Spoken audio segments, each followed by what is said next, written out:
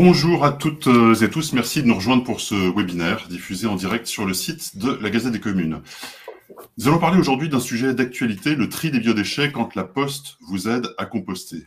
Au 1er janvier 2024, tous les ménages, sans exception, qu'ils vivent en copropriété, en pavillon, en ville ou à la campagne, dans les petites ou les grandes communes, devront disposer d'une solution de tri des déchets biodégradables. Objectif, la réduction de 30% de la part des déchets ménagers et assimilés produits en France à l'horizon 2030. Cette mesure imposée par la loi AGEC, dite loi climat et résilience, repose donc de fait sur l'ensemble des collectivités territoriales. Elle suppose par conséquent l'installation de composteurs individuels ou collectifs et d'un processus de ramassage optimal. Mais les collectivités sont-elles prêtes ? Leurs administrés sont-ils bien informés? À quelques mois d'un changement radical dans notre quotidien, s'appuyant sur son maillage exceptionnel de 62 000 facteurs, le groupe La Poste, acteur des territoires, propose d'accompagner les collectivités. Ce webinaire nous invite à nous poser la question, sommes-nous prêts? Comment faire? Et si La Poste, partenaire historique des collectivités, pouvait répondre à nos nouveaux enjeux en territoire? Pour nous accompagner, je vous présente nos invités d'aujourd'hui. Christelle Papillon-Violet, qui est directrice des solutions pour l'efficacité territoriale au groupe La Poste. Célia Serrano, déléguée à la sensibilisation, réduction des déchets, rattachée à la délégation collecte, tri, valorisation des déchets et politique zéro déchet pour Montpellier Méditerranée Métropole. Et Christophe Deligny, qui est directeur général du CITOMAT, le syndicat mixte intercommunal de traitement et de transport des ordures ménagères pour l'aire toulonnaise et golfe de Saint-Tropez. Bonjour. On va aborder 3 points. D'abord, les grands enjeux du tri des déchets, les obligations de la loi AGEC, et puis voir comment la Poste Solutions Business accompagne les collectivités territoriales pour apprendre aux usagers à composter leurs déchets alimentaires. Enfin, n'oubliez pas que vous pouvez poser vos questions en direct sur le chat. Nous y répondrons au cours de ce webinaire. Avant de commencer, Célia Serrano, est-ce que vous pouvez définir vos fonctions? Oui, bonjour tout le monde. Donc, je suis élue à la métropole de Montpellier sur la sensibilisation à la réduction des déchets et au bien-être animal. J'ai également une délégation à la ville de Montpellier sur l'éducation artistique et culturelle, mais ce n'est pas du tout l'objet ici. Donc, pour revenir à la métropole, les déchets sont une compétence métropolitaine. Et donc, moi, voilà, je suis en charge de tout l'aspect sensibilisation pour toucher tout le monde partout. On va y revenir, je pense, dans ce webinaire. Mais également tout l'aspect prévention et économie circulaire. Christophe Deligny, est-ce que vous pouvez nous parler un petit peu de vos fonctions? Oui, je dirige, d'abord, bonjour à tous. Je dirige le syndicat, le CITOMAT, le syndicat intercommunal de traitement et de transport des ordures ménagères de l'aire toulonnaise. Alors aujourd'hui, son périmètre est un peu plus vaste puisqu'il va jusqu'au golfe de Saint-Tropez et sa compétence vise le traitement de l'ensemble des déchets ménagers assimilés produits sur les aires métropolitaines couvertes par le syndicat, ainsi que leur transport vers les installations de traitement désignées et mises en œuvre. Merci. Christelle Papillon-Violet, est-ce que vous pouvez nous définir un petit peu vos fonctions pour le groupe La Poste? Oui, bonjour à tous. Donc, je suis directrice des solutions pour l'efficacité territoriale au sein de la branche le service courrier colis. Je suis également présidente de Geoptis, qui est une filiale à 100% La Poste et qui fait de la collecte de données via des capteurs qui sont fixés sur les véhicules des facteurs et qui propose aussi une plateforme cartographique de représentation de la donnée. Donc, pour vous situer un peu ce que sont les solutions pour l'efficacité territoriale, parce que ce n'est pas forcément très clair, on a 4 grands types de prestations que l'on propose. La première prestation, c'est de la collecte de données et d'informations sur le territoire. On fait également de l'intervention sur les bâtis, les lieux de vie, de la prise de contact, de la mise en relation avec les citoyens, les habitants ou les patients, les clients, via de la sensibilisation, de la remise de messages ou de la collecte d'informations. Et puis, on met à disposition des référentiels et des données territoriales. Alors, c'est par exemple le nombre de foyers présents à un immeuble ou des données sur les évolutions des flux de population. Et pour illustrer un peu ce que ça veut dire, c'est pour des entreprises, par exemple, on peut collecter le nom des syndics pour déployer la fibre dans l'habitat collectif. On peut également faire de la surveillance de fonctionnement des piles, des défibrillateurs qu'il faut faire une fois par an. Et pour les collectivités, qui est peut-être plus notre auditoire aujourd'hui, on fait par exemple de l'audit de voirie, où on filme la voirie, on fait de la recommandation de travaux pour faire de l'optimisation du budget d'entretien. On fait également du diagnostic sur les évolutions des populations, où on peut inciter des personnes vulnérables à s'inscrire sur le registre pour faciliter en fait leur prise en charge dans le cas d'épisodes de grosse chaleur ou de grand froid, par exemple. Et en gros, donc, on va pour les collectivités faire tout ce qui peut aider à améliorer l'efficacité des politiques publiques. Merci à tous les trois. Alors pour commencer, on va regarder quels sont les enjeux du tri des déchets. Célia, pour mieux comprendre vos problématiques, est-ce que vous pouvez nous dresser un portrait déjà de la métropole de Montpellier Méditerranée métropole? Oui, alors Montpellier, c'est la métropole de Montpellier est constituée donc de Montpellier en tant que ville-centre. De 250 000 habitants à peu près, plus 30 autres communes qui font aussi 250 000 habitants. Donc on a un bassin de vie de 500 000 habitants, en tout cas en mi-temps. C'est la 7e ville de France, donc qui est en expansion, en forte expansion, avec beaucoup d'urbains, puisque la ville-centre Montpellier est quand même assez grande, mais aussi beaucoup de villes en périurbain et des zones rurales. Nous avons uniquement un seul accès à la mer, alors que Montpellier est proche de la mer, mais nous n'avons qu'une commune, Villeneuve-les-Maglones, avec un accès à la mer. On a un maillage collectif et pavillonnaire, que ce soit même dans la ville-centre ou même dans les autres communes, assez important. Et donc, voilà, et donc pour la mise, pour la collecte en tout cas des biodéchets, enfin pour toute la politique zéro déchet, nous sommes arrivés avec une politique en rupture en 2020, et donc nous sommes là en train de la déployer, notamment sur la collecte des biodéchets. Donc nous mettons en place des composteurs de quartier, de résidence, mais aussi des points d'apport volontaires, c'est-à-dire des bornes à compost. Comme vous avez des bornes à verre, nous proposons des bornes à compost. Mais il y a un maillage justement du territoire assez fin qui doit se faire, parce que nous avons une typologie d'habitation et de territoire assez importante et assez vaste. Sur les déchets, nous avons un budget là de 130 millions d'euros par an.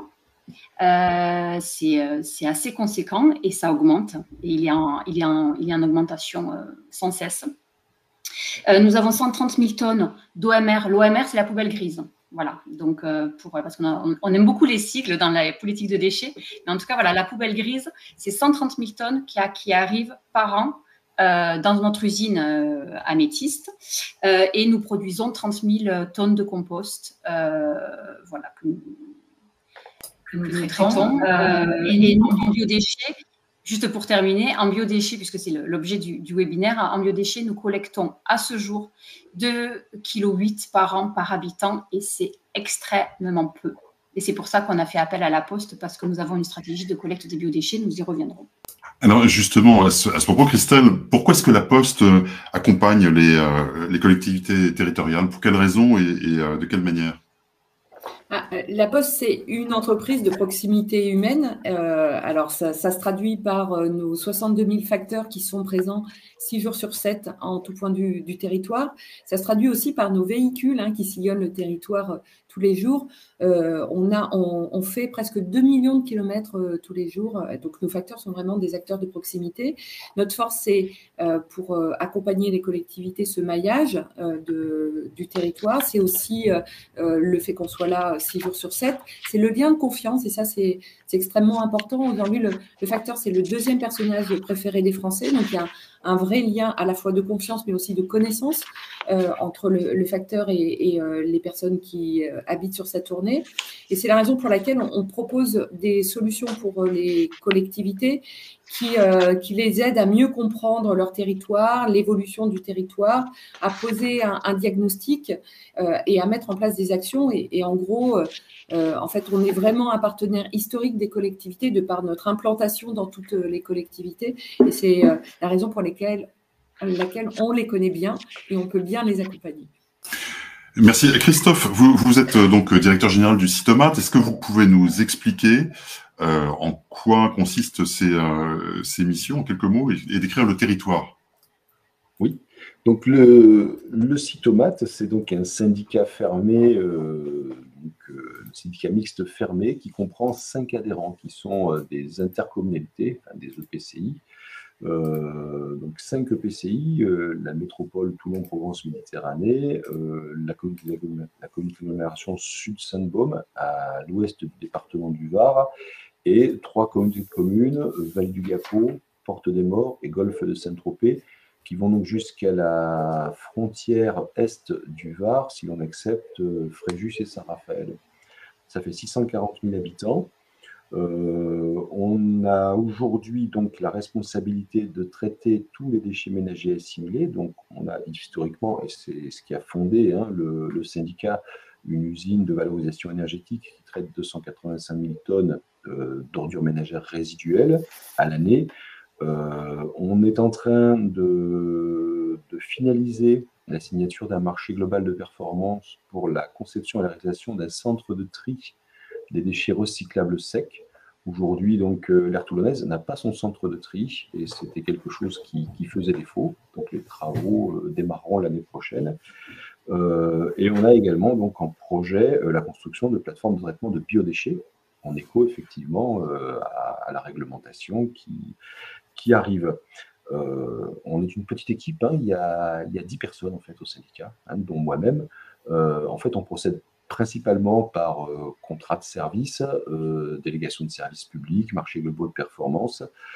Et sur la partie prévention, puisque quand on parle compostage, on parle d'abord prévention.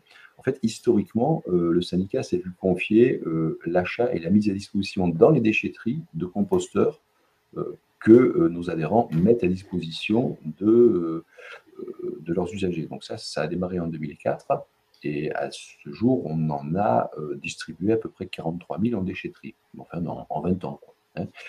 Et là, effectivement, on va passer au démultiplier, on va en parler. Voilà. Donc, c'est pour cela qu'on intervient sur la mise en place du tri des biodéchets. D'accord, merci. Alors, on voit qu'il y a de grands changements systémiques qui imposent de s'adapter de plus en plus. Christelle, quelles sont les conséquences pour la Poste, justement ? On est évidemment très impacté par les évolutions de la société. À la fois, on est une très vieille entreprise, puisque la Poste a été créée sous Louis XI, donc ça remonte au XVe siècle. Mais en même temps, les évolutions en fait sociétales nous impactent très fortement. Évidemment, le développement du digital, ça engendre une baisse très importante du courrier.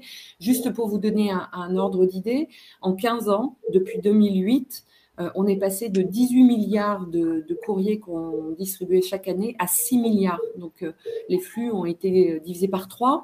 Et donc, notre enjeu, c'est de faire face à cette mutation de la société et de maintenir, en fait, notre activité, notamment en nous appuyant, en fait, sur nos actifs. Nos actifs, c'est la proximité, le maillage, la connaissance du territoire, le lien de confiance. C'est la raison pour laquelle on développe aujourd'hui des solutions d'efficacité territoriale pour accompagner notamment les collectivités dans leur action publique. D'accord. Alors, Célia, on parle aujourd'hui beaucoup de transition territoriale, transition écologique, transition démographique. Quelles sont les grandes problématiques qui sont liées au tri des déchets, en général ? Alors, il y en a deux. Il y a une problématique environnementale et une problématique économique. Environnementale, on le sait, on croule sous les déchets. Donc, il faut absolument maintenant changer la vision qu'on a des déchets. Les déchets, en fait, on les cache, on les enfouit. Même pour le traitement, nous, dans les collectivités, les déchets sont incinérés, sont brûlés ailleurs, sont envoyés dans d'autres pays. Voilà. Et donc, maintenant, en fait, nous, en tout cas, politiquement, on s'attelle justement à changer la vision qu'on peut avoir des déchets et proposer des déchets, certains déchets, comme une ressource. C'est le cas, par exemple, des biodéchets. Les biodéchets, s'ils sont triés, ils constituent 40% de nos poubelles grises. Ils sont composés à 80% d'eau. Et ces biodéchets, s'ils sont triés suffisamment à la source et s'ils sont compostés, deviennent une ressource de qualité pour la terre. Et donc, on redonne du sens, justement, à ces déchets-là. Et ils sont une véritable ressource, que ce soit en compostage de proximité chez soi ou que ce soit sur un compostage industriel ou à plus grande échelle, notamment sur les plateformes de compostage dont parlait M. Deligny et que nous aussi nous sommes en train de déployer. Donc voilà, c'est changer cette vision qu'on a des déchets et de les considérer comme une ressource. C'est changer les comportements aussi des personnes. Déjà, le tri à la source, en fait, au lieu à la fin du repas, de tout mettre ensemble dans une poubelle, eh bien, nous proposons de trier, voilà, et d'avoir plusieurs flux pour les valoriser. Donc, ces changements de comportement, c'est super important. Et comment on fait? Avec des actions de sensibilisation. Et c'est tout l'enjeu d'une politique qui fonctionne, parce que si on donne un composteur à quelqu'un et qu'on dit, voilà, maintenant il faut trier les déchets, ça ne fonctionnera pas. Par contre, si on amène un accès à l'information, c'est-à-dire comment je me procure un composteur, si on amène une campagne de communication, pourquoi trier ces biodéchets, ça peut devenir une ressource et ça remet du sens justement dans le tri. Et on sensibilise en disant, voilà, en fait, le tri des biodéchets, c'est ça c'est 80% d'eau. Et pour bien trier ces biodéchets, on met en place un composteur et vous allez apporter du broyat vert, vous allez faire un compost, ou en tout cas, si vous ne pouvez pas ou si vous ne voulez pas le faire chez vous, nous, on vous propose justement de les collecter pour en faire un compost de qualité. Et pour cela, on va vous donner des outils, on va vous donner tous les moyens pour que justement ce tri se fasse bien, se fasse sans complications. Et c'est là aussi que la Poste est intervenue, parce qu'ils ont distribué des kits à 12 000 foyers sur la métropole. J'expliquerai pourquoi un petit peu plus tard, comment ça s'est mis en place.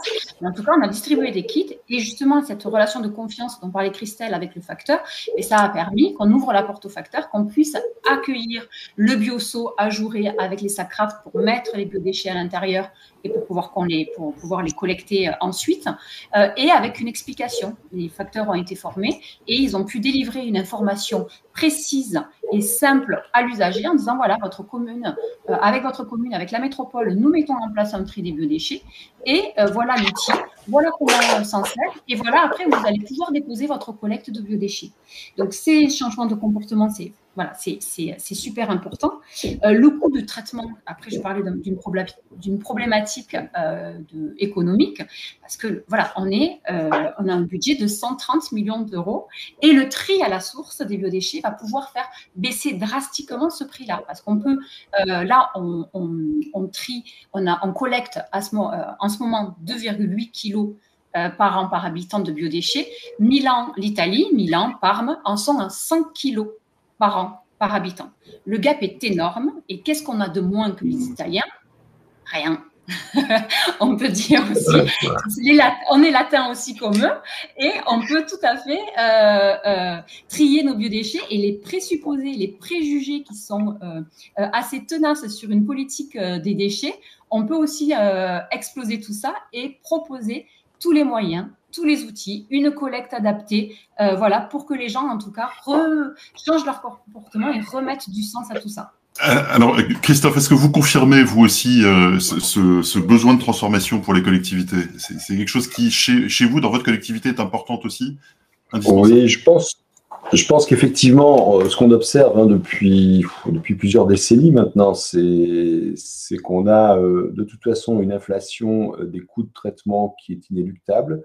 Alors, d'une part, par la politique fiscale, qui vise à inciter à la valorisation, mais aussi parce que la réglementation environnementale sur les installations classées pour la protection de l'environnement se sévérise chaque année, et donc renchérit considérablement le coût des installations et le coût de leur exploitation.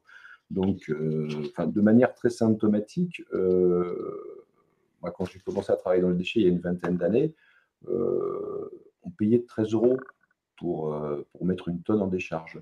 Aujourd'hui, c'est 200.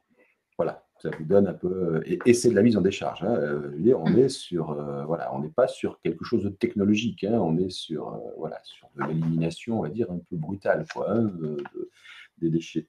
Donc, face à cela, il est effectivement nécessaire de réagir. Alors, nous, syndicats de traitement, on exécute des prestations dans le cadre des demandes de nos adhérents. Et nos adhérents nous demandent effectivement de maîtriser les coûts. Donc, maîtriser les coûts, effectivement, ça veut dire donner les outils aux gens pour valoriser au mieux leurs déchets, faire diminuer le poids de la poubelle d'ordures ménagères résiduelles. Mais cela dit, c'est un contexte qui est encore un peu compliqué, parce que si le coût de traitement des déchets résiduels se renchérit, on s'aperçoit encore aujourd'hui que le coût du recyclage est réel. Donc ça veut dire qu'il manque dans l'équation quelque chose, c'est le bénéfice environnemental. Je prends un exemple. Aujourd'hui, si on prend une benne d'encombrant de déchetterie, ce qu'on appelle la benne de tout venant, c'est-à-dire ce qui reste quand vous avez trié le bois, les déchets verts, la ferraille, les mobiliers, etc. Ben, nous, aujourd'hui, quand on relance nos appels d'offres pour traiter, valoriser notre benne de tout venant, on est confronté à une difficulté, c'est que le tri fin, donc on peut broyer et trier finement, manuellement ou avec des machines les déchets pour aller chercher un peu de plastique, un peu de bois, un peu de métal, etc. Mais cette prestation-là coûte encore aujourd'hui plus cher que le fait de tout mettre en décharge. Donc c'est quand même assez contradictoire. Et alors, bon, mais aujourd'hui, en tous les cas, le marché, il est là, quoi. Il est là, et alors les entreprises aujourd'hui de traitement et de recyclage de déchets ne sont sans doute pas encore suffisamment structurées et performantes pour permettre effectivement de rendre compétitif, on va dire, le recyclage. Mais néanmoins, à coût équivalent ou sensiblement équivalent, s'il y a recyclage, c'est mieux. C'est mieux, bien évidemment. Donc oui, il faut changer de paradigme et faire effectivement que les choses évoluent, qui est vraiment, voilà, mais il faut bien avoir en tête que le coût des déchets coûte cher et qu'il continuera à coûter cher, quelles que soient les solutions mises en œuvre. Ça, c'est important. Je rappelle aux internautes que vous pouvez poser des questions. On est en train de répondre en direct pendant le webinaire. Célia, rapidement, est-ce que vous pouvez nous dire comment vous êtes organisé en matière de déchets? Oui. Alors, comment on est... Ah oui, dans le service. Nous avons 4 branches. Donc nous avons la collecte, le traitement, et nous avons justement aussi un autre service lié à la prévention, et enfin un 4e service sur l'économie circulaire. Le pôle, voilà, donc en prévention, par exemple, on a pour 2022, on avait un budget d'1,5 million, et pour 2023, on sera à 1,8 million, plus le budget aussi sur l'économie circulaire. On a fait une PPI, et par exemple, sur les ressourceries, on a sanctuarisé 4 millions d'euros en investissement, en budget investissement, pour monter des ressourceries sur le territoire. Donc en fait, je rebondis à ce que disait Monsieur Deligny juste avant, c'est vraiment un réel changement de paradigme. Oui, le coût des traitements des déchets coûte cher, mais il faut absolument qu'on change de mode de représentation et de mode de pensée. Jusqu'à présent, les déchets, le coût des déchets, c'est le traitement des déchets, c'est l'enfouissement, c'est brûler, c'est la mise en décharge. Nous, ce qu'on propose, c'est de revoir l'essence des déchets et de changer de mode de pensée et de transférer massivement l'argent qui est dévolu au traitement, aux usines, aux décharges, etc. et de mettre cet argent-là en amont sur la prévention, sur l'économie circulaire, etc. Et ça, c'est un changement de pensée radical qui n'aura rien à voir avec le précédent, mais qui est super important pour qu'une politique de traitement des déchets, une politique zéro déchet, c'est une orientation politique, évidemment, hein, on ne sera jamais au zéro déchet, mais on envoie un message politique. Et justement, ce changement de paradigme, il est super important. Donc c'est pour ça qu'on a la prévention et l'économie circulaire au même niveau, alors pas encore au même niveau financier, mais en tout cas au même niveau d'orientation politique et d'importance pour justement traiter nos déchets que le traitement ou que la collecte. Est-ce que rapidement, l'un et l'autre, vous pouvez nous dire quelle est la part des déchets alimentaires dans vos déchets en général, pour que je puisse bien comprendre de quoi on parle? Nous, c'est 40% de biodéchets dans la poubelle grise. Et ces biodéchets sont composés à 80% d'eau. Donc, s'ils restent dans la poubelle grise, ils arrivent pour être brûlés, chez nous. Donc, on brûle de l'eau. On paye la collecte, on paye le transport, on paye le traitement pour brûler de l'eau. C'est pour ça qu'il est super important de trier ces biodéchets pour éviter des coûts. Parce que si on peut sortir 50 000 tonnes justement de biodéchets, si on se met au même niveau que l'Italie, si on sort 50 000 tonnes de déchets justement qui arrivent dans notre poubelle grise, on économise 50 000 tonnes par an. Et le prix de la tonne, voilà, M. Deligny en a parlé tout à l'heure, il est énormissime. Donc, on peut réellement économiser. Il faut mettre en place une collecte séparée des biodéchets et on pourra économiser. Mais c'est un changement de vision totale, justement, sur les déchets. Merci. Alors Christophe, est-ce que déjà sur votre territoire, la part des déchets alimentaires, et puis surtout comment est-ce que Toulon et sa collectivité abordent cette question des déchets alimentaires? Nous, on avait fait une caractérisation en 2018-2019, donc une caractérisation générale relativement importante en visant toutes les typologies d'habitat, et on était arrivé à une moyenne de 30% de déchets organiques, alors comprenant des déchets de jardin, on va dire, pour 7%, et pour 23% des déchets alimentaires, on va dire. Après, dans la poubelle, il y a d'autres organiques qui ne sont pas forcément ou du déchet vert ou du déchet alimentaire. Il y a de la matière organique, il y en a d'autres. Mais par contre, effectivement, dans la loi, le biodéchet inclut, en fait, vise le déchet vert et le déchet alimentaire. Voilà. Donc nous, c'est 30% visé par la loi. Christelle, est-ce que vous pouvez nous dire comment la Poste Solutions Business peut accompagner les collectivités pour une meilleure collecte de ces déchets alimentaires? Oui, effectivement, on n'imagine pas forcément tout de suite la Poste sur ce genre de politique, parce qu'évidemment, nous, on ne fait pas de traitement des déchets, mais en revanche, on peut accompagner, je vous dis, c'est bien en fait, au changement de pratique, parce que c'est vraiment un changement voilà, d'habitude qu'il faut engendrer, et c'est là où le facteur peut intervenir. Donc, nous, on peut proposer en gros 3 types de prestations sur la mise en place de ces nouvelles politiques. La première question, c'est, on voit que le sujet là auquel on est confronté, c'est le tri des biodéchets en habitat individuel, mais aussi en habitat collectif. Et ça, c'est peut-être plus compliqué à imaginer puisque on a des contraintes de place, etc., qui sont différentes en habitat collectif. Donc, la première étape, c'est nous d'avoir une proposition autour de l'identification du nombre de personnes concernées sur l'habitat collectif, sur l'habitat individuel, pour pouvoir dimensionner le nombre de bioseaux à remettre et comment on va aussi dimensionner les points d'apport volontaire, etc. La deuxième prestation qu'on propose, c'est de remettre ces bioseaux au foyer et surtout en leur expliquant la façon dont ils doivent s'en servir.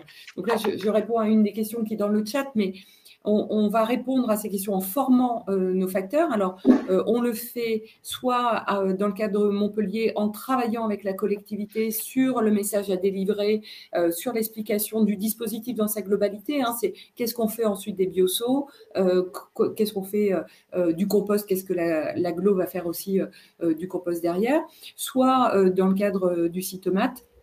On a fait une formation maison, entre guillemets, de nos facteurs qu'on a donc sensibilisés sur leur action. Donc là, nos facteurs sont en capacité de répondre aux questions des habitants, mais bien sûr remettre en même temps un guide de la façon dont on doit désormais trier. Et puis, le dernier point qu'on peut proposer, ça n'a pas été le cas avec Christophe et avec Célia, mais on peut également proposer de l'appui à l'implantation en fait, des points d'apport volontaire, c'est-à-dire où est-ce qu'il vaut mieux les positionner en fonction du type d'habitat du quartier, en fonction du nombre d'habitants, combien il en faut, etc. Donc, on a aussi une approche géomatique, en fait, qui peut compléter celle de la collectivité. Très bien. Célia, à Montpellier, est-ce que vous pouvez nous parler de la stratégie versus les déchets, zéro déchet pour Montpellier, donc? Alors, je vais me cantonner aux biodéchets. Oui. Parce qu'on a beaucoup à dire. Beaucoup de choses, mais voilà. Mais en tout cas, pour rebondir sur ce que disait Christelle, justement, sur comment on met en place la collecte des biodéchets et pourquoi on a fait appel à la Poste et comment. Donc, nous mettons en place une collecte du tri des déchets alimentaires. Donc, nous avons déjà un maillage de composteurs individuels pour les maisons, pour l'habitat pavillonnaire. Nous mettons aussi à disposition gratuitement, donc ces composteurs-là sont gratuits. Ensuite, ces mêmes composteurs sont disponibles pour les habitats collectifs. S'il y a une résidence avec un jardin, en tout cas, voilà, ils peuvent avoir tout un tas, plusieurs en tout cas, petits composteurs les uns après les autres pour composter sur place. Et là, ils ont une formation par un maître composteur pour justement savoir qu'est-ce qu'on met avec des remises du guide du tri, des remises du guide du compostage, etc. Ensuite, nous maillons le territoire avec des composteurs de quartier. Donc là, c'est des composteurs en bois de palette recyclée. Nous les installons, nous avons 5 gros bacs que nous installons dans des quartiers de la ville de Montpellier et des quartiers des autres communes, donc en lien avec les communes et les maires de la métropole. Ces composteurs de quartier sont aussi, donc là on a 3 référents, on demande à ce qu'il y ait 3 référents pour justement gérer le composteur de quartier et qu'on ne soit pas seul à gérer un composteur. Ces référents sont mis en réseau avec des associations locales qui les forment et qui peuvent les aider. Nous avons un partenariat avec une entreprise adaptée qui nous amène le broyat, donc le broyat vert, l'apport en carbone nécessaire et important pour des composteurs de quartier. Et ensuite, nous avons des guides composteurs, des maîtres composteurs et des guides composteurs à la métropole et dans les associations qui peuvent être des relais et qui continuent à former régulièrement les gens avec une mise en réseau, avec des webinaires, avec voilà, un réseau en tout cas qui vit. Et en plus de ça, donc maintenant, nous agissons sur la collecte. Donc, nous avons arrêté la collecte en porte-à-porte dans les 10 communes les plus rurales du territoire. Et c'est là que la Poste est intervenue parce que nous avons arrêté la collecte en porte-à-porte, c'est-à-dire vraiment les gens qui sortaient leurs poubelles chez eux devant leur maison. Mais nous avons maillé avec les services techniques et les mairies justement des points d'apport volontaires. Donc, des points d'apport volontaires, c'est, vous connaissez les bornes à verre, c'est un point d'apport volontaire. Donc, nous mettons en place les points d'apport volontaires pour justement ces biodéchets-là. Donc, c'est une manette qu'on ouvre et on peut déposer justement les biodéchets. Donc, on peut les déposer en vrac ou on peut les déposer justement dans des sacs Kraft.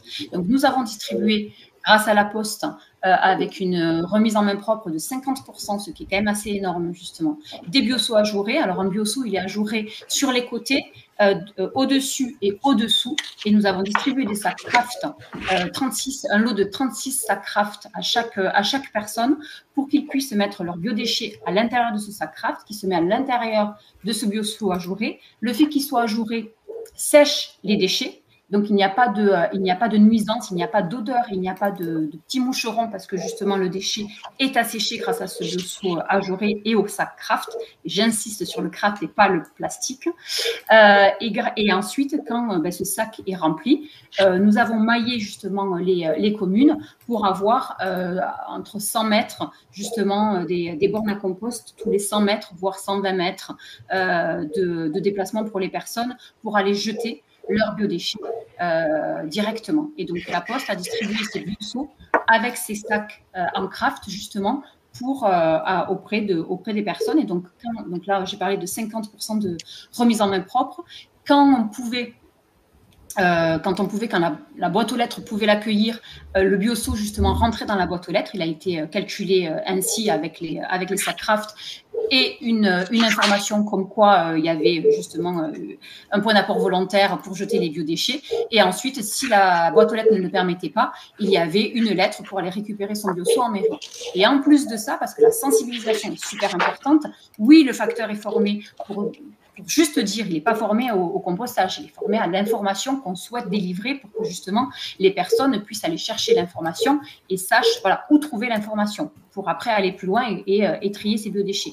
Mais en plus de cela, nous avons fait des actions de sensibilisation, une grosse campagne de communication avec les mairies et plusieurs campagnes de sensibilisation sur les marchés, dans les écoles. Tous les élèves ont eu justement des animations sur le compostage avec l'information des points d'apport volontaires et du compostage de proximité, des papotages autour du compostage avec des associations locales et des associations collées, avec les mairies, une grosse campagne de communication, je l'ai dit aussi, des kiosques, de la présence systématique sur les marchés. Et nous allons comme ça, en fait, adapter nos actions de sensibilisation à chaque commune et à chaque quartier de Montpellier parce qu'on le sait, on a une typologie très différente et très complexe. Donc, les actions de sensibilisation vont absolument se réfléchir avec les maires ou les adjoints de quartier, avec les associations locales in situ et avec les gens pour toucher le plus grand nombre partout. Merci beaucoup. Christophe, quel est le coût de cette collecte? Est-ce qu'on a une idée des économies aussi pour la collectivité? Alors, Nous, enfin, comme pour rebondir sur ce que disait Célia, je pense que sur l'aire toulonnaise, on a une stratégie un peu identique, même si aujourd'hui la collecte en porte-à-porte n'a pas démarré. Et puis, bon, je pense qu'elle sera plutôt axée sur de l'apport volontaire, mais néanmoins, on privilégie les solutions de traitement à la parcelle, donc compostage individuel chez les particuliers, compostage en pied d'immeuble dans les résidences d'habitat collectif. Et alors le compostage de quartier, aujourd'hui, il n'y a pas eu encore de communes qui ont souhaité franchir le pas, mais c'est vrai que c'est impactant en termes de gestion de l'espace public. Enfin, il faut y être préparé. Et quoi qu'il en soit, on a aussi des lombricomposteurs pour les appartements. Mais aujourd'hui, si on se centre effectivement sur le compostage individuel, l'opération qui a été engagée avec la Poste, c'est donc une distribution en porte-à-porte de composteurs individuels. Comme je le disais, on en a distribué à peu près 43 000 depuis 2004. Aujourd'hui, on a à peu près 140 000 habitats individuels qui sont équipables sur le périmètre du Cytomate. Et notre objectif, c'est d'aller rencontrer en fait tous ces habitats-là, ces 140 000 foyers, pour pouvoir, d'une part, les sensibiliser à l'intérêt du tri des biodéchets, pourquoi est-ce qu'il faut le faire, donc je ne vais pas revenir sur les bénéfices du tri du biodéchet, et leur proposer dans la foulée une solution clé en main qui est le composteur individuel. Donc le facteur va chez les gens et il a dans sa camionnette un composteur qu'il peut effectivement directement remettre avec les éléments techniques qui permettent de comprendre comment le monter, comment l'utiliser, un guide du compostage, notice d'emploi. Donc il va pouvoir effectivement le remettre directement à l'usager. Donc ça aujourd'hui, combien ça coûte? Un composteur aujourd'hui coûte à peu près une soixantaine d'euros et le coût de la distribution c'est à peu près une trentaine d'euros. Alors une trentaine d'euros pour chaque maison distribuée.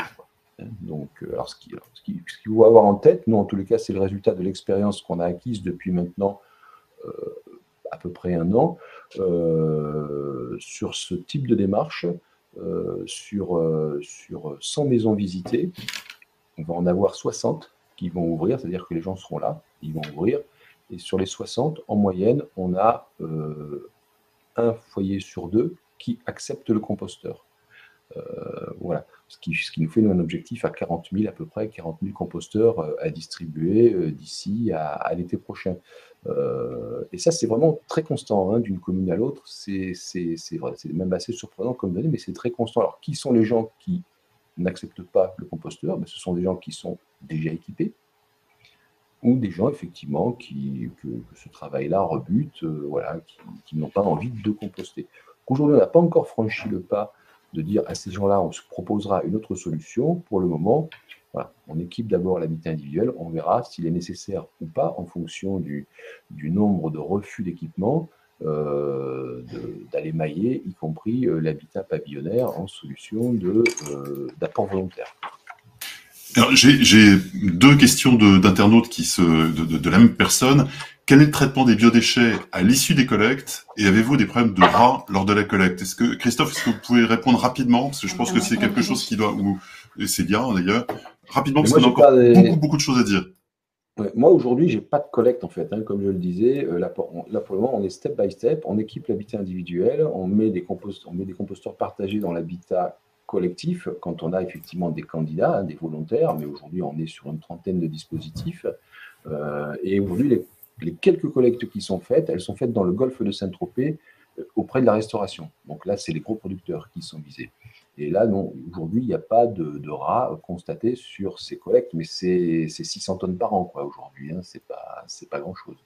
Par contre, sur le compostage, on a souvent la question de dire, mais je vais avoir des rats. Alors maintenant, effectivement, on propose des composteurs avec des grilles anti-rongeurs. Voilà, on propose des dispositifs qui permettent d'éviter ces désagréments. Voilà, et très rapidement, parce qu'il faut vraiment qu'on passe très rapidement, bien sûr. Mais je vais répondre aux questions pour le coup. Ben, voilà, nous aussi, on a nos composteurs sont équipés. Alors, nos composteurs de quartier sont équipés de grilles anti-rats. Les composteurs aussi, on a des composteurs pédagogiques avec une vitre transparente dans les écoles qui sont aussi équipés en anti-rats, mais pas les composteurs individuels. Et ça, c'est voilà, vous pouvez acheter du grillage à poules et en mettre si vous avez un problème de rats. Mais on n'a pas de. On a eu des retours, mais vraiment, c'est très minime, c'est à la marge. Et c'est parce qu'il y avait déjà beaucoup de rats en fait sur place. C'est pas les composteurs qui amènent les rats. S'il y a des rats, c'est qu'il y en a déjà avant. Et sur la collecte, sur qu'est-ce que devient le compost, alors nous, on a une usine que nous avons fait muter, qui a là fait du compost de pas très bonne qualité parce que c'est un compost avec la poubelle grise, où il y a des biodéchets à l'intérieur, mais qui ne sont pas séparés. Du moment où on met un tri caractérisé à la source, si le tri est bien fait et si c'est des biodéchets dans des sacs Kraft qui arrivent justement à l'usine, qu'on a fait muter et qu'on a transformé en plateforme de compostage, on fait du compost d'une qualité équivalente bio qu'on peut justement mettre sur déjà nos terres céréalières, nos ronds-points, etc. Donc, on réutilise le compost mené grâce à un tri des biodéchets où il n'y a que des biodéchets, il n'y a rien d'autre, justement, et on l'utilise sur place chez nous. Voilà, déjà. Et c'est pour ça qu'on veut étendre des plateformes de compostage dans différents endroits de la métropole pour éviter un tourisme des déchets, pour éviter que les déchets traversent la métropole d'un bout à l'autre, mais pour justement faire ça in situ, pour traiter les biodéchets sur place et que ça devienne du compost de qualité sur place. Et du compost de qualité sur des terres, ça capte le carbone, ça évite le ruissellement, ça nourrit la terre et ça a un effet aussi 4 pour 1000. Je ne vais pas développer le 4 pour 1000, mais vous pouvez aller voir sur Internet ce que c'est et ça capte le carbone et c'est une vraie solution, en tout cas, à la donne du changement climatique. Alors, c'est bien, justement, vous vous faites accompagner, vous l'avez dit plusieurs fois, par La Poste Solutions Business dans cet accompagnement. Pourquoi avoir choisi La Poste ? Ce que disait justement Christelle, c'est la relation de confiance. Le facteur, on le connaît. Déjà, on le connaît parce que il représente la Poste et c'est une relation de confiance, mais il a aussi tissé des liens. Le facteur, voilà, discute avec les gens et puis voilà, on a des personnes en fait qui sont assez prudentes et qui n'ouvrent pas à n'importe qui. Et par contre, le facteur, quand il va taper, qui va dire c'est le facteur, j'ai quelque chose à vous délivrer, la porte va s'ouvrir. Quand on voit qu'on a 50% justement de remise en main propre, c'est énorme. Nous, on l'a pas. Si vous pouvez mandater, vous pouvez payer des étudiants ou des services civiques pour qu'ils viennent justement faire de la communication engageante, ça s'appelle comme ça. On n'a pas le même taux d'ouverture justement. Donc, on fait appel à la Poste parce que c'est un service, c'est un service qui rentre, c'est un service public avec une personne identifiée, avec un lien de confiance et une connaissance aussi du réseau. Et ça, c'est super important parce que le facteur connaît justement son territoire. Et donc, pour ça, on est vraiment très, très content, en tout cas, de ce partenariat-là, de ce marché conclu avec la Poste, en tout cas. Christelle, vous vouliez ajouter quelque chose ? Vous avez… Non. Enfin, pardon, c'était une mauvaise manœuvre. D'accord. Justement, il y a cette question qui est importante d'outsourcing. Qu'est-ce qui peut justifier pour une commune de ce besoin d'outsourcer cette mission-là ? Christelle, justement. Plein de raisons. Oui, plein de raisons, mais notamment en fait la problématique déjà de la ressource en tant que telle, c'est que on a aujourd'hui les collectivités qui sont confrontées à beaucoup de nouvelles missions et qui n'ont pas non plus des équipes pléthoriques. Donc elles ont besoin de pouvoir s'adresser à un prestataire qui puisse prendre en charge de façon globale en fait la mission pour leur compte. Ce que disait Christophe, pour Cytomate, on a vraiment proposé quelque chose de très complet, ce qui décharge en fait la collectivité de ce sujet-là, et puis qui leur permet aussi de nous challenger sur la qualité de la prestation. C'est aussi ce qu'on fait pour le recensement. Le recensement, aujourd'hui, il est effectué par des équipes municipales très souvent, et on peut proposer à des collectivités de prendre en charge le recensement pour leur compte et de les décharger là aussi de cette recherche de ressources. Donc, c'est assez fréquent, effectivement, ce genre de problématique. D'accord. Alors, normalement, c'est un webinaire qui est extrêmement dense. On voit qu'il y a énormément de questions d'internautes. On va prendre un peu plus de temps parce qu'on a encore pas mal de choses à dire. Christophe, comment est-ce que vous fonctionnez avec La Poste Solutions Business ? Déjà, je pense que toutes les collectivités territoriales sont soumises aux règles de la commande publique. Donc, quand on cherche des solutions, sauf à avoir des partenariats pour l'innovation, mais qui sont interprétés de manière très, très restrictive, on lance des appels d'offres. Donc, nous, on a lancé un appel d'offres en 2 lots géographiques, puisque le territoire est relativement étendu. Avec un critère prix, bien évidemment, mais un critère prix minoritaire, 30%, et un critère valeur technique à 70%. Donc, ce qu'on cherchait véritablement, c'était la solidité et la fiabilité de la solution proposée. Donc, c'était bien évidemment les garanties qu'on obtenait en termes de maillage et de connaissance du territoire, les garanties qu'on obtenait en termes de qualité de la formation des agents et de la réactivité en cas de dérapage. On n'est jamais à l'abri, effectivement, éventuellement d'avoir plus de sollicitations que ce qu'on croyait, ou à l'inverse, moins. Donc voilà, il faut pouvoir rebondir quand on est dans ce genre de grande campagne, quoi. Donc, et puis, la qualité aussi du reporting, c'est important le reporting, parce que il suffit pas seulement d'aller voir les gens, de leur délivrer les bons messages et éventuellement de leur donner un composteur. Il faut que derrière la collectivité, elle puisse exploiter cette donnée-là et faire vivre le dispositif qui a été mis en place. Si les gens vous le laissez tout seul, vous avez la certitude qu'à 70%, dans un an, ils ne se souviendront plus de vous, quoi, et éventuellement du composteur qu'ils auront laissé dans le garage, quoi. Donc voilà, c'est très très important d'avoir ces reportings. Donc nous, le facteur, je veux dire, non content de délivrer le message de l'intérêt du tri des biodéchets, non content de proposer une solution de compostage, il nous ramène aussi pas mal d'informations sur ce que les gens font, ne font pas, pourquoi.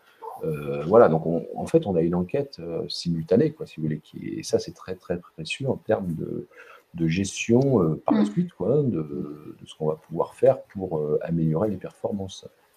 Cette notion de confiance, de proximité, elle est particulièrement importante. Christelle, est-ce que vous pouvez nous expliquer pourquoi pourquoi est-ce qu'il y a ce lien de confiance et de fiabilité avec le facteur? La première raison, c'est que souvent, on connaît son facteur. Donc, comme il passe tous les jours, qui va vous remettre votre colis, votre recommandé, vous le connaissez, vous lui faites confiance. Le deuxième point qui est extrêmement important, c'est que nos facteurs sont assermentés. C'est-à-dire que chacun des facteurs prête serment, c'est quelque chose qui a une valeur juridique, notamment pour préserver le secret des correspondances, évidemment. Les facteurs sont tiers de confiance. Donc, c'est effectivement un élément important en fait dans les prestations qu'on peut rendre pour les collectivités. Ça, la proximité également, et puis comme le disait Christophe, le fait qu'on va adapter notre action aux besoins locaux avec la formation qui va bien, en travaillant avec les équipes locales. Célia, est-ce que vous pouvez nous dire, vous de votre côté, comment est-ce que vous fonctionnez avec La Poste Solutions Business? Quelle est du début à la fin la mission que vous confiez aux facteurs?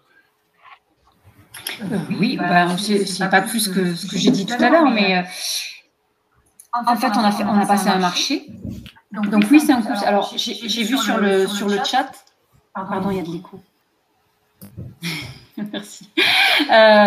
J'ai vu sur le chat, justement, oui, c'est un coût supplémentaire. C'est un marché que nous avons passé avec La Poste.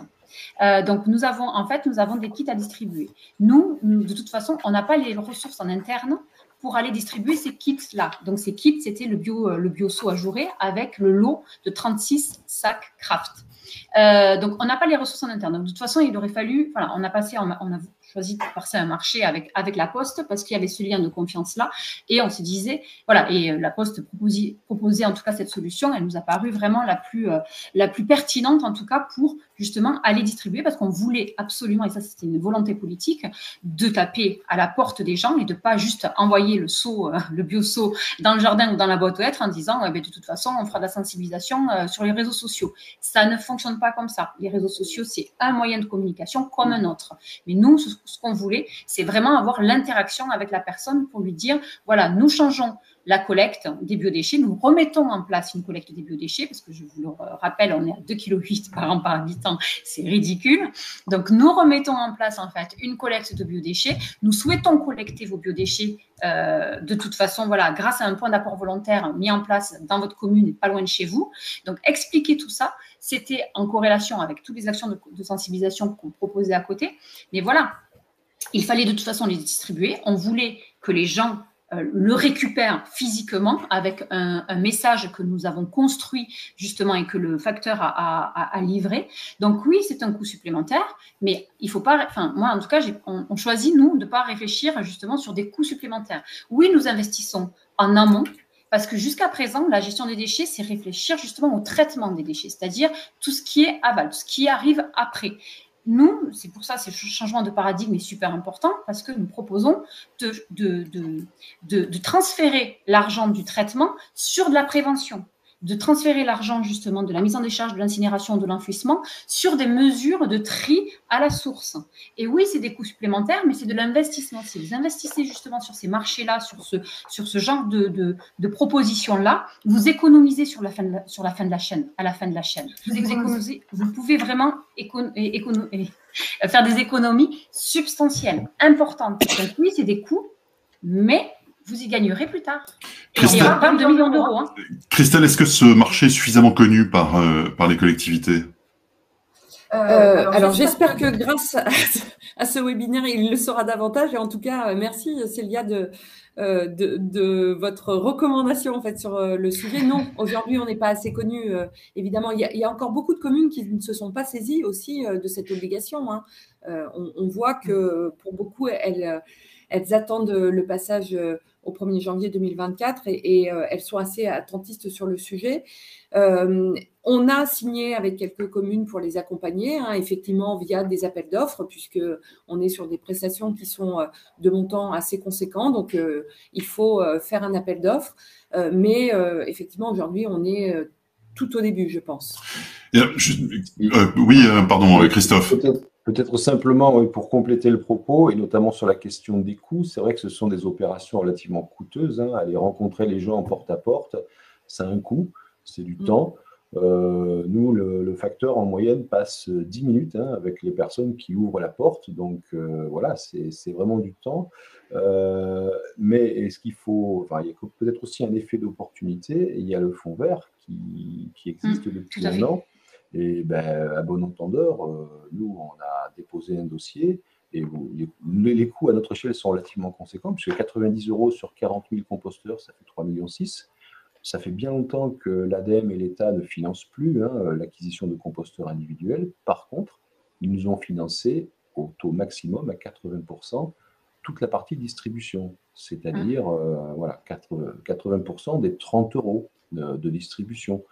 Donc voilà, il faut le savoir, c'est ce qui permet d'alléger quand même significativement le coût de la démarche.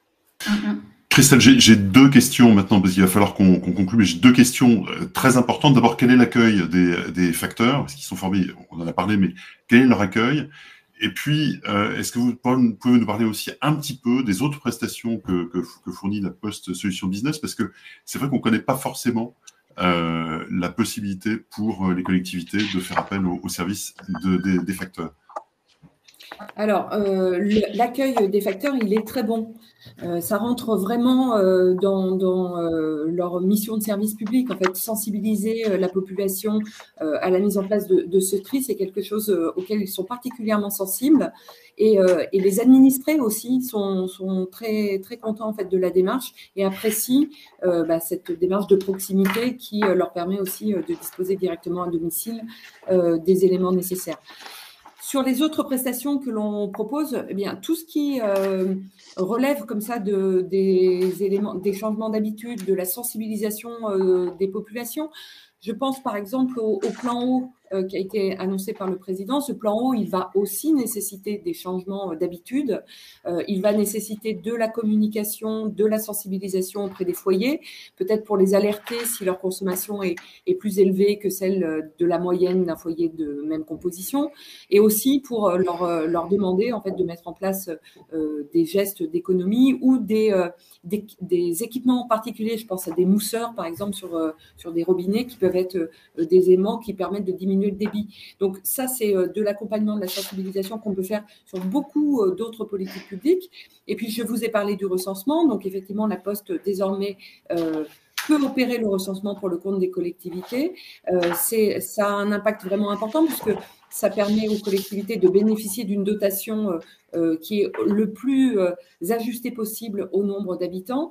Et ce qu'on voit, c'est que quand la Poste intervient, l'exhaustivité en fait du recensement est supérieure à celle qu'on obtient quand on utilise des intérimaires ou du personnel municipal.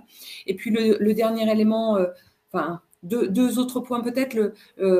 L'élément pour lequel on nous connaît beaucoup, c'est l'adresse. Parce qu'évidemment, on a besoin d'adresse pour distribuer le courrier. Une bonne adresse, c'est un élément extrêmement important pour l'attractivité d'un territoire. Là aussi, on a travaillé avec le Citomat sur le sujet. En région PACA, on a travaillé avec le CITIAM. On va permettre à une collectivité d'améliorer l'adressage sur son territoire. Et une bonne adresse, c'est synonyme d'une meilleure attractivité, d'un meilleur accès à la fibre, mais aussi d'une intervention plus rapide des services d'urgence. Donc ça, c'est extrêmement important. Donc nous, on peut aider un territoire à poser un diagnostic et à améliorer l'adresse. Et puis, on va également collecter de la donnée pour le compte d'une collectivité. C'est possible sur la voirie, comme j'évoquais au début. C'est possible sur la mesure de la qualité de l'air ou de la couverture mobile. Sur la couverture mobile, c'est un enjeu extrêmement important là aussi. On va faire un diagnostic, donc mesurer la connectivité du territoire sur les grands opérateurs pour faire une carte et permettre aux collectivités d'objectiver leur dialogue avec les grands opérateurs et leur demander de mettre en place des antennes, des relais supplémentaires, par exemple. Donc voilà très rapidement brosser ce qu'on peut également faire pour accompagner les collectivités. Alors, merci. Malheureusement, ce webinaire s'achève. Il y a énormément de choses. Il y a beaucoup de questions. On avait encore plein de choses à dire. Merci à nos intervenants de nous avoir éclairés sur cette question du tri des biodéchets quand la Poste vous aide à composter. Merci aux internautes qui ont été nombreux à avoir posé des questions et j'espère qu'ils auront les réponses. En tout cas, ils peuvent noter ce webinaire et le commenter. Et ils peuvent aussi le retrouver dans la journée en replay sur le site de la Gazette des communes. Voilà, merci à tout le monde. Excusez-moi. Oui, Célia. On peut répondre quand même à quelques questions parce qu'il y a des questions qui sont intéressantes, qui méritent réponse. Alors, malheureusement, on doit rendre l'antenne. On doit rendre l'antenne parce qu'on est, c'est dommage, mais publicité.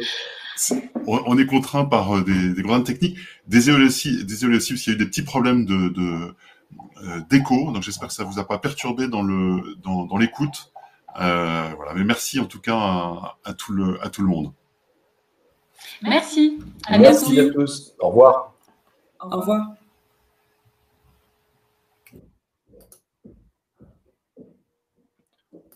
Je ne sais pas si on est toujours en ligne là avec les 52.